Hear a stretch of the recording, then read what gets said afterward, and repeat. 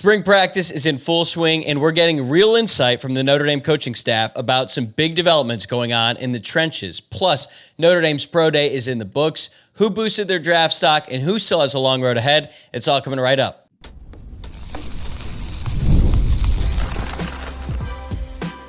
You are Locked On Irish, your daily podcast on the Notre Dame Fighting Irish.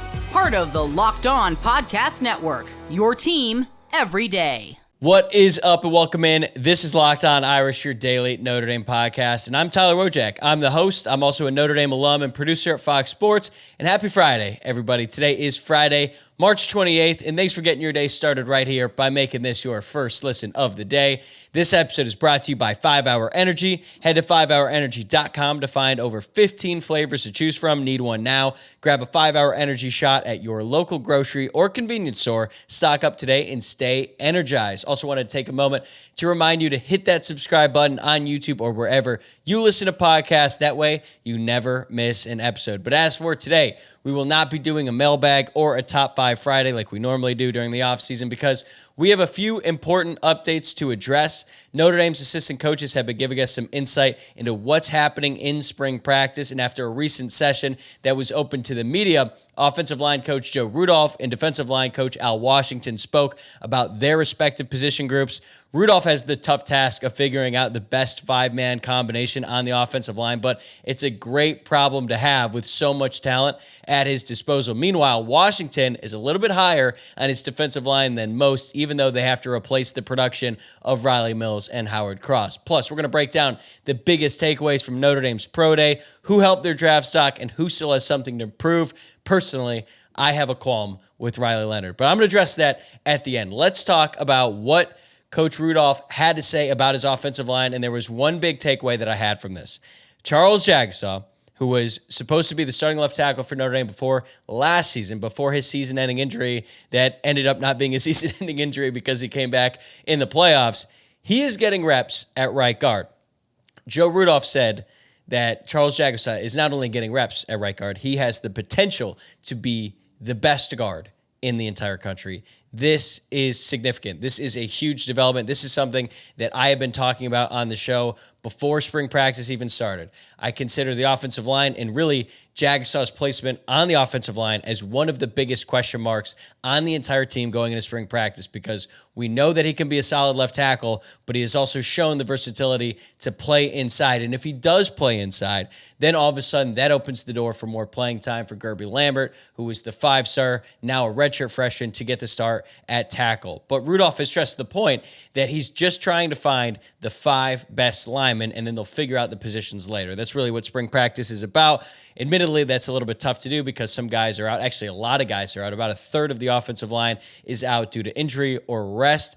So out of those 5, we know that Emil Wagner, Billy Schrauth, and Charles Jagusah make up 3 of those 5 spots.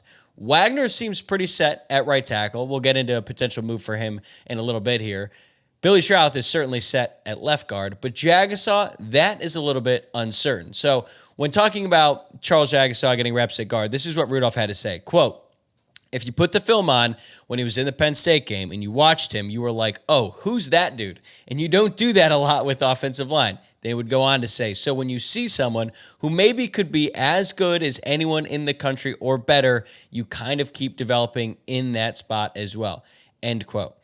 If you remember, Charles Jagusah had to come in college football playoff semifinal game against Penn State in replacement for Rocco Spindler, who's the starting right guard. He had been dealing with that ankle injury throughout the playoffs, but they had to bring in someone, and they brought in Charles Jagusah and not Sam Pendleton in that spot, even though Sam Pendleton had actually been starting a left guard earlier in the year. And the reason being is because Anthony Knapp was hurt at left tackle, so Jagusah couldn't play there. They put Tosh Baker in the left tackle spot, and then they put Jagusah in at right guard. He played 53 snaps in that game against Penn State, so nearly the whole game.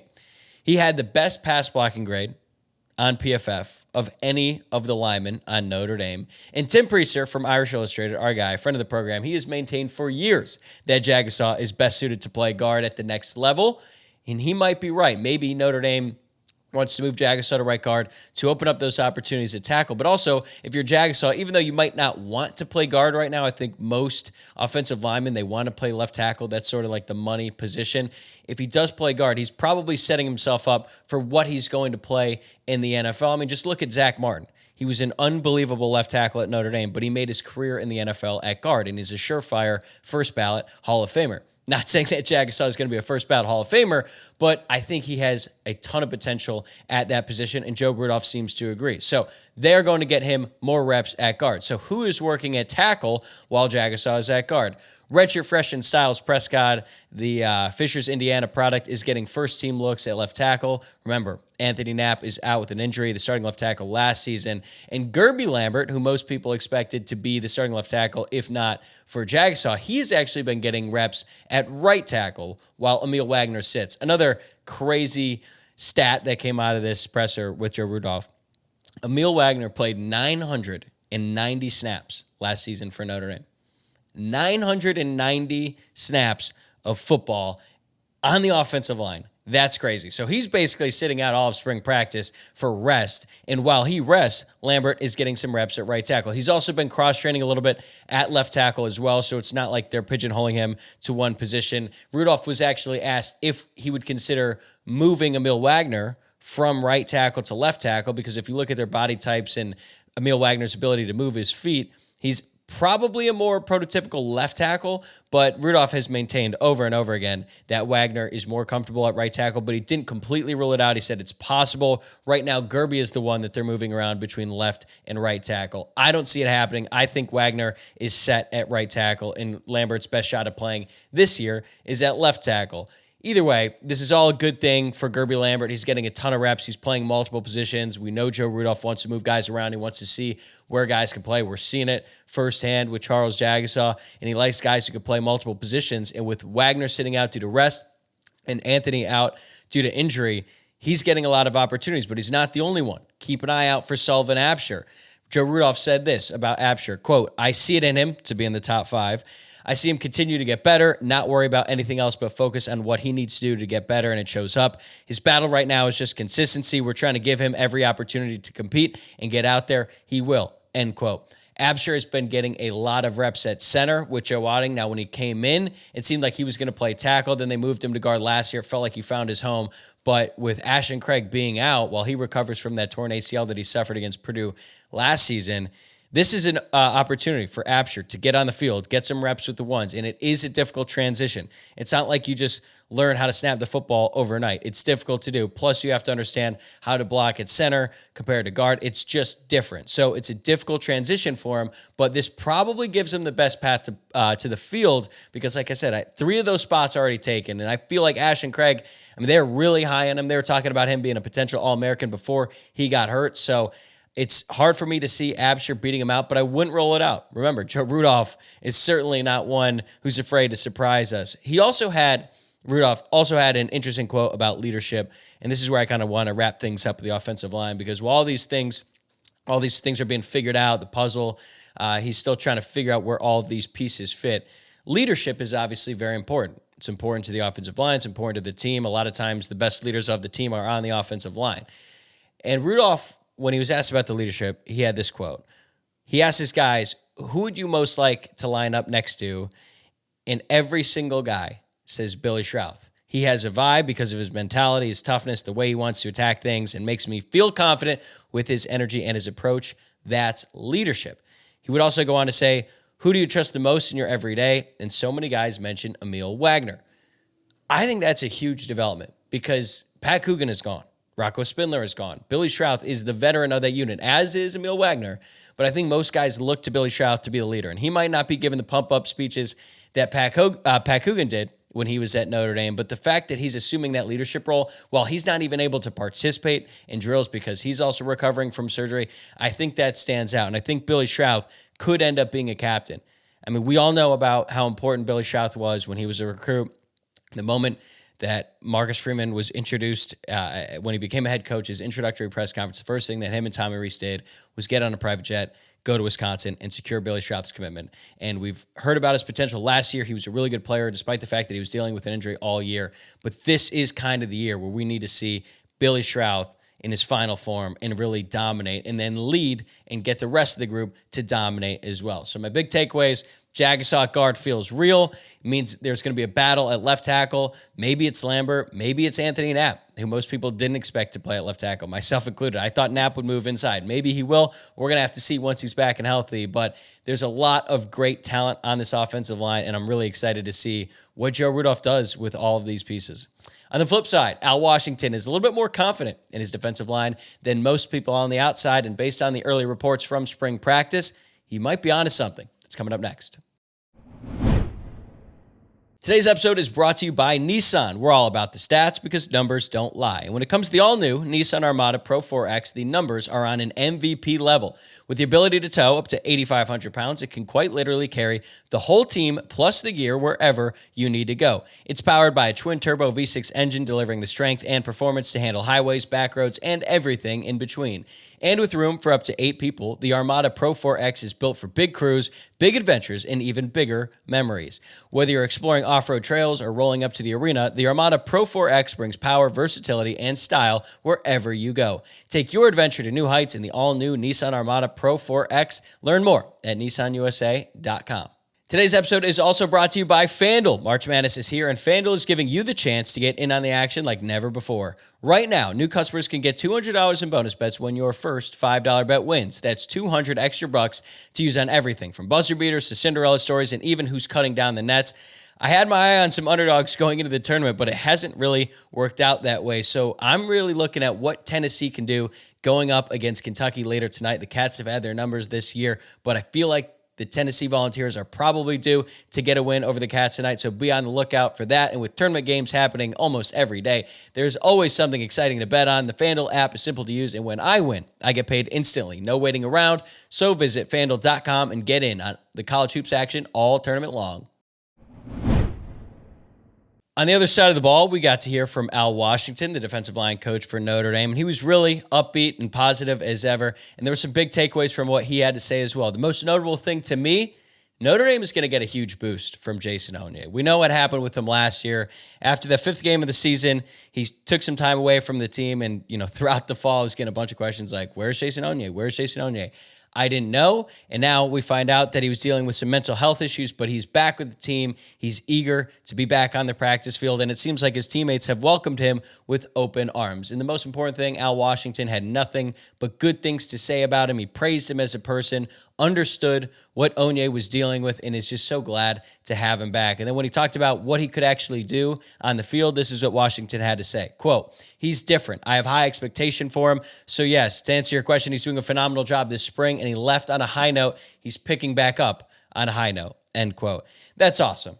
On a bunch of different levels, just so happy that Jason Onye is back with the team as a student at the University of Notre Dame. And I'm just really happy that someone who was dealing with that and had to be away from the team, like I'm sure it was really tough to be away from the team during that magical run there in the college football playoff, but he's back and he's eager to play, and he's going to have a significant role on this defense. Going into the offseason, I didn't think we'd ever see Jason Onye play another snap in the blue and gold, but it seems like he is certainly trending to making a return on Saturdays, and he's going to be backing up Gabriel Rubio, so he's not going to be a starter. But if Notre Dame can get like 20 to 30 good snaps a game out of Jason Onye, because I think that is kind of what you're going to be asked to do if you're a backup defensive tackle, considering how teams like to rotate. And if Notre Dame wants to play another 16-game season, guys are going to get hurt, and they're going to have to bring in their backups to play significant roles for this team. So Jason Onye is going to have a serious role. And if he is your 4th defensive tackle, that's a pretty good place to be. It's not like he's going to be asked to come out and start every game this season. And considering, the team has high hopes for Jared Dawson, and Donovan Heinisch is going to continue to get better, it just puts the interior in a much better place. And I have talked about the lack of depth there over and over and over again, but if Onye comes back and he's an impact player for the team this year, that really helps out the entire unit. As a veteran, they also need him to be a leader, and he was leading the stretching lines, which I do think is significant. The coaching staff wouldn't put him up there if they didn't feel like he wasn't a leader of this team. And even though Onye missed most of last year, it seems like they still look up to him, and his teammates have rallied around him in his return. So that is very significant. But as for the starter, Al Washington confirmed that Jared Dawson is a damn good player, and he really got on his radar because of that game last year between Notre Dame and Louisville. And on one hand, it's great for Notre Dame. But if you're Louisville, you got to be kind of pissed, right? It's like, damn, we just had our starting defensive tackle play so good that now our opponent is going to poach him at the end of the season. But that's the nature of college football these days. This is what Washington had to say about Dawson. Quote, honestly, when we played Louisville, you're just looking at the offense, but I obviously saw the film. He's just a disruptor, man. He's explosive, powerful. He's a disruptor. So that was the thing that I liked about his game. He plays with a motor and an edge. I think for him, playing in that game and having some moments of disruption was awesome, end quote. Dawson was terrific in that game. His stat sheet is going to blow you away because, honestly, most of the time, defensive tackles don't really light it up on the stat sheet, but they have a huge impact on the game. He still finished with 4 total tackles, 2 run stuffs, and he had the highest grade of any D lineman in that game for either team, and he was the second highest graded player for the entire Louisville defense, according to Pro Football Focus. So he really made his mark in that game in Notre Dame Stadium, and he's going to have a chance to make his mark several more times this season. Notre Dame really, really needs him to be not just a quality starter, but a damn good player in the interior of that defensive line and anchor that entire defensive unit. Bryce Young, you've heard me talk about him before on the show. I think he is going to really take that leap this year, and he is going to start to show that superstar potential, and Al Washington seems to agree. He said, quote, Bryce Young is already a beast. I think he is. How close is he to take the next big step? He's very close. With him, I've got to check myself. He's still a freshman in his freshman year and played a substantial amount this year. I think the thing he is doing is working on the details of his craft. There's still much to learn, end quote. Of course, there's still going to be more to learn. He just finished his first season in college football, but I just think the sky is the limit with Bryce Young. And I've also talked about how the trajectory of his career, it's not like he takes baby steps. He takes giant leaps. He went from like a 3-star prospect his junior year to a 5-star at the end of his senior year, one of the top prospects in the entire country. Then his freshman year, he didn't really play a lot early. By the end of the year, he was getting sacks in the college football playoff against Indiana. And if he continues on that trajectory, he is going to be an absolute game wrecker on the edge for the Irish this year. And guess what?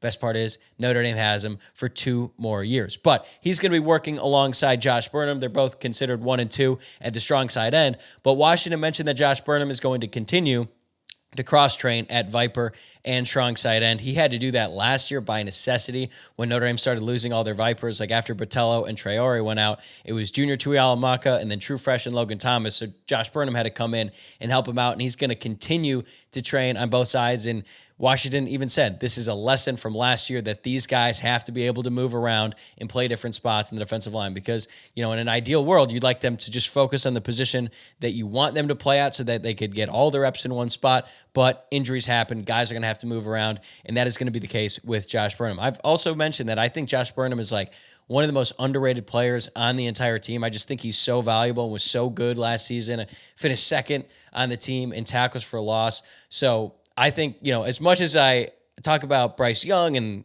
the potential that he has and the ceiling, Josh Burnham has an incredibly high floor. And honestly, if he did not get hurt in that Northern Illinois game, he might have had an even better season last year. Last note on the defensive line. We haven't heard from Chris Ash, the defensive coordinator, since his introductory press conference, but Washington shed some light on how Ash has immersed himself with the rest of the staff and some of the things that they're working on, and it's all good things. Washington said, quote, Coach Ash, his reputation, his experience speaks for itself, but one of the things I think he's done a good job of is complementing what Al Golden has established. I think Golden established a great culture, but now Ash is finding ways to enhance like we all do, and one of the things that when you look at us, we have some athleticism on the edge. And then he would go on to explain how the Vipers have a little bit more freedom. They're allowed to widen their stance and have more freedom to move. They kind of look at Max Crosby as the example. Max Crosby is one of the best edge rushers in the NFL. So that sounds like something pretty admirable, right? If you want to get your edge players to play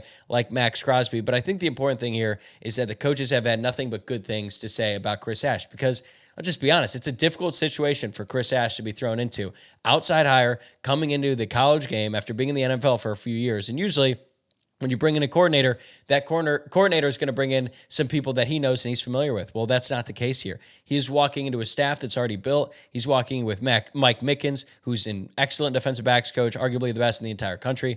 Max Bulla, who's one of the young rising stars in the coaching industry, coaching the linebackers, and Al Washington, who's been around ever since Marcus Freeman became the head coach. So it's a difficult task, but it sounds like Ash is doing a really good job in building on what Al Golden had established at Notre Dame, and that is what we all wanted and hoped for in this DC hire. So I have some questions about the interior of the defensive line still. I'm going to have to see it to believe it when Notre Dame takes the field against Miami, but I think there are a lot of encouraging things and a lot of exciting developments going on the defensive line and the offensive line as well. And if you're going to be an offensive and defensive line-driven program, you need both to be strengths of the team, and I think offensive and defensive line are absolutely going to be a strength on this team in 2025. All right, some of these young defensive linemen are hoping to have their pro day moment down the line, but for now, let's talk about the guys who just went through it, who made themselves money, and who still has work to do. The latest from Notre Dame's Pro Day is coming up right after this. Today's episode is brought to you by 5 Hour Energy. Daylight savings snuck up on us again, and if you're feeling that lost hour of sleep, 5 Hour Energy has your back. The extra sunshine means more time for fun, but sometimes you need a little boost to power through. Whether you're staying up late watching the NCAA tournament, squeezing in a round of golf after work, or just trying to keep up with your busy day, 5 Hour Energy gives you that quick, refreshing pick-me-up whenever you need it. I've been staying up late watching all the tournament action, and 5 Hour Energy helps me keep up the next day. Whether I'm at a game or traveling, 5 Hour Energy is easy to grab and keeps me feeling refreshed. Head to 5hourenergy.com to find over 15 flavors to choose from, including watermelon, blue raspberry, and peach mango. You can even build your own 12-pack or 24-pack delivered right to your door. Need one now? Grab a 5 Hour Energy shot at your local grocery or convenience store. They are everywhere. Stock up today and stay energized. The NCAA tournament is here, and so is the Bracket Breakdown. Locked On Podcast Network and Amazon Fire TV channels are teaming up to deliver NCAA tournament coverage like never before. Watch studio shows featuring former players and Locked On's local experts as they guide you through every upset, buzzer beater, and bracket matchup. Stream it all for free on Amazon Fire TV channel. Search Bracket Breakdown to see it all for free. It's your team every day. All right, I wanted to close today's show with some thoughts on Pro Day. Notre Dame held their Pro Day on Thursday, and I'm actually going to have Drew Mentok from Irish Illustrated on the show on Monday to really do a deep dive into the Pro Day results and where things stand for Notre Dame and their draft prospects. The NFL draft is just about a month away, and this is pretty much the last showcase for a lot of these guys, with one exception being Benjamin Morrison. I just wanted to hit on a couple noteworthy things, though, before we bring Drew on next week. And the number one thing I've got to say is Riley Leonard robbed us. He robbed us. He didn't run the 40-yard dash, and he didn't do the vertical jump. Those are the two things I was most excited about, and he didn't do either one. We know he's an elite athlete. We've seen the clips of him playing high school basketball. The dude can jump out of the gym. He would try to jump over guys in the field when it was not necessary. It was actually one of my biggest pet peeves with Riley Leonard when he was running the ball. He just jumped way too much, but he also had really good speed, especially for someone his size. And I was like, man, I can't wait to see Riley Leonard run the 40 and like really see him at his full speed. Well, he didn't do it. Okay, so that kind of made the whole day a little bit low-key. He did have a pretty solid reasoning, though. It's hard to argue with it. He said, quote, "Everyone thinks I'm really fast, so we're going to keep it that way." Hard to blame him, but still, think about the people, Riley. He also didn't do the jump. It's like, okay, I get it, you don't want to run the 40, but like you can do the vertical jump. You don't need a ton of training to get a really good vertical jump. And I wanted to see how close he could get to what Anthony Richardson did at the Combine a couple years ago when he jumped 40.5 inches. That's the record for a quarterback at the Combine. And I thought Riley Leonard could get pretty close. So he didn't do it. It's his decision. He threw the ball pretty well, though. Unofficially, he completed 62 of 66 passes, according to Mentok and Matt Freeman from Irish Sports Daily. He did have to make his receivers work a little bit. All of his missed throws were on deep balls. There has been a question mark about Riley Leonard. Overall, I don't think he did anything to drastically improve his draft stock or did anything to hurt it, but I was just so bummed he didn't run it. You know who did run the 40, though, who had a really good day? That was Xavier Watts. He ran a 4.56 40-yard dash, third fastest of the day of any Notre Dame athlete. He did not run the 40-yard dash at the combine because of the quick turnaround. I totally get it.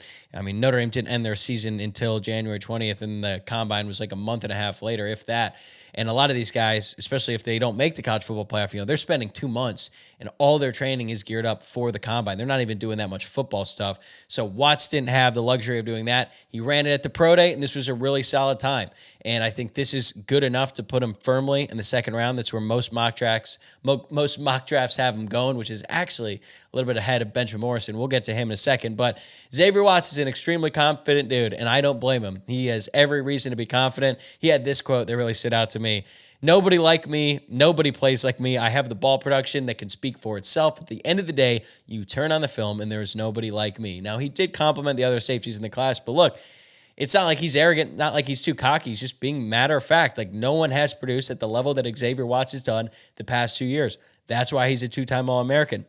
This is a perfect case of a player who had an exceptional season but had more eligibility, came back, and improved their draft stock. I'm sure that when Notre Dame tries to retain guys going forward, they're going to point to Xavier Watts because, like, if he had come out last year, I think he probably would have gone 4th, maybe 5th round, despite the fact that he had an awesome year in 2023, came back, got better at tackling, one more year in Al Golden's system, and now I think he's going to be a second-round draft pick, which is really, really good for him, man. Couldn't happen to a better person. Now he's going to get drafted most likely higher than Benjamin Morrison. Benjamin Morrison is fully cleared from his injury. He did not work out, but he will have a personal showcase. He just has not set a date yet. I mean, time is ticking, so I'm sure he's going to do it soon. But he did call 2024 the most challenging year of his life, dealing with the shoulder surgery that he had in spring practice of last year. Then he recovers from that. Then he suffers the hip injury that holds him out for the rest of the season. One good thing for Benjamin Morrison, he did put up 17 reps on the bench press, which is very impressive, especially the fact that he's coming off the shoulder and the hip surgery. I still believe he's a first-round talent. You hear these draft scouts talk about Benjamin Morrison's 2023 tape. It's unreal. He just needs his medicals to clear. Hoping for the best there. I think they will, and I think whoever drafts him in the second round is going to get a steal. Who else is going to steal? Whoever drafts Mitchell Evans, man. He completed everything once again. I thought he had a really good day. He ran a 4.74 at the combine, but ran a 4.69 at pro day. So it's not just the 40. I think the way he was moving around, running routes, doing 3 cone drills, like, I think that's the Mitchell Evans that we remember from 2023. He had the ACL surgery, and then he did all the combine stuff just a few weeks after. He was the only one from Notre Dame that did everything, and he obviously didn't have as much time to train as some of those other guys, but I think he's going to be a late-round draft pick. But whoever gets him, whoever drafts him, they're going to be in really good shape at tight end. Bo Collins had the highest vertical, 38 inches, ran a 4.52, which is pretty solid. Howard Cross led the day with 24 reps on the bench. He said he's going to do whatever a team asks him to do. I hope that whoever drafts him, or even if they don't draft him and they sign him as an undrafted free agent, just give the guy a shot at defensive tackle. I know there's those reports going around that some teams want him to try fullback. Like, give him a chance. I know he's a little bit undersized, but his production speaks for itself. He was terrific at Notre Dame these past 2 seasons. Even when he was hurt, he was still fighting his ass off out there. So really hope for the best for Howard Cross. I also want to give some love to Jordan Clark, who had 18 reps on bench. And for only being 185 pounds, that is moving some serious weight. That is really, really impressive. A couple surprises that aren't quite as positive. Jaden Harrison ran a 4.57, and Chris Mitchell ran a 4.5. Those are the 2 speedster transfers that Notre Dame got out of the portal last offseason. In fairness to Harrison, he was always labeled as more of a quick guy. Like, he's more quick than he is fast. And Chris Mitchell was supposed to have that game-breaking speed that would lead to a bunch of deep balls. Well, that didn't happen. He didn't catch a single deep ball for Notre Dame last year. He became like a possession receiver, which is not what we expected from Chris Mitchell, but he was still a pretty productive player for the Irish last year. So overall, I think Watts helped himself out the most.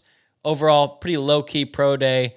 Honestly, it's just so bummed that Riley Leonard didn't let us enjoy watching him run the 40 or the pro day, run the 40 or do the vertical jump. Tough way to end the show, but that is going to do it for me today. That's another week of Locked On Irish in the books. Thank you for making this your first listen of the day and for tuning in all week long. I'm going to be right back here on Monday of next week. In the meantime, make sure that you are subscribed on YouTube or wherever you are listening to the podcast. Also, remember, give this video a like if you're watching along on YouTube, or if you're listening to the podcast, rate the show 5 stars and leave a nice review. I'd really appreciate it. I hope you have a great weekend, everybody. I'll see you on Monday.